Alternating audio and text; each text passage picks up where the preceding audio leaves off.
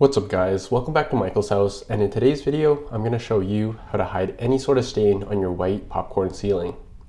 This is the stain I'll be repairing today. Since there's no water source above this stain, my best guess is someone spilled some Coke down the upstairs HVAC vent and it seeped through the ceiling drywall and left a stain like this. The product we'll be using today is called Cover Up. I picked this up off of Amazon after looking at a few different products. To be clear, this is a superficial color repair, not a repair to the actual ceiling texture, but as you'll see, it works pretty well. Here's a quick look at the after shot after I'm done. As you can see, because my house is from the 1960s and because the ceiling is a bit discolored, the color doesn't match 100%, but in my opinion, it's still much better than what it was and it blends in pretty well. This will especially work if you have a slightly newer home with a whiter ceiling. But as you'll see in this video, if you lightly feather this in and do multiple light coats, you can get a pretty good result. Getting started, the first thing we're going to do is put a plastic drop sheet over the window and bed. When applying this product, because you're misting it against the ceiling, anything that doesn't make contact with the ceiling is going to fall down, and when that happens, you want to make sure you have something protecting whatever is underneath. Trust me, it's worth the extra expense to get this drop sheet, which also makes cleanup much easier. I have a link in the description below if you want to pick some up. If you have some old sheets or an old tablecloth, something like that, that'll also work. Once the surrounding area is protected, we're going to shake the paint can as directed. I detail shaking the can for about 10 minutes to ensure that the can's contents are evenly mixed. And then the next thing we're going to do is remove anything screwed into your ceiling. In my case, I had a hook. Of course, most ceilings won't have anything like this, but I definitely remove anything like this so you don't get paint over it. Once that's done, I took a piece of cardboard to test the spray and to get used to how it comes out of the can.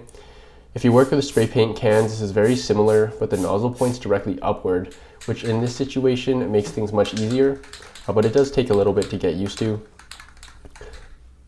Another way to think of it is it essentially operates like a whipped cream can. So once you're comfortable, you can go ahead and start dusting the paint onto the stained area. Start off light and do your best to feather it into the ceiling. I'd hold the can about 30 centimeters away from the roof to get a good mix between making contact with the roof, but not getting too concentrated of a spray, which will be very noticeable if it doesn't match the ceiling color exactly. Take your time with this. Once you have a good base layer, wait around 5 minutes and then apply another light layer. And really, you just continue this process until you've covered up the stain. Some tips: ensure to crack a window when you're doing this to provide some good ventilation. Better yet, if you have a mask, you can wear that as well. But I do recommend having at least one window open in the near vicinity. I also would not stand directly beneath the spot that you're painting, as any overspray will land on you and your clothes once it settles down. And I also recommend wearing some eye protection to prevent any paint getting into your eyes, especially if you're near whatever you're spraying.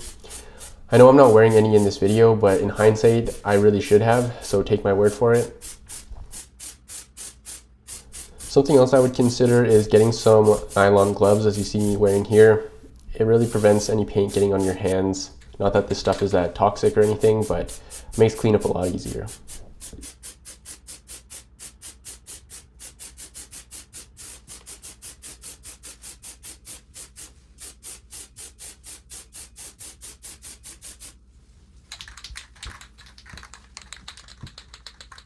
Once you're all done, invert the spray can bottle and spray it into a piece of cardboard like you see me doing here. This will clean out the spray nozzle so you can use the remaining amount later and that nozzle stays clear. And after that, you can remove the plastic drop sheet and ensure your window is fully open to continue venting out the area.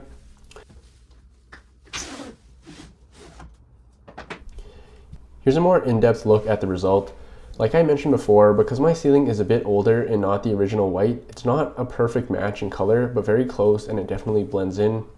Now anyone staying in this room that doesn't know what's upstairs won't have any concerns with a potential water leak above.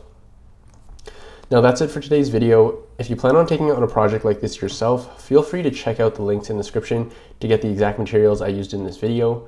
For the plastic drop sheet in particular, the pack comes with quite a few, so if you plan on painting anything else in your home, I would highly recommend them. I hope you enjoyed today's video and all the best. This is Michael's House signing off. Peace.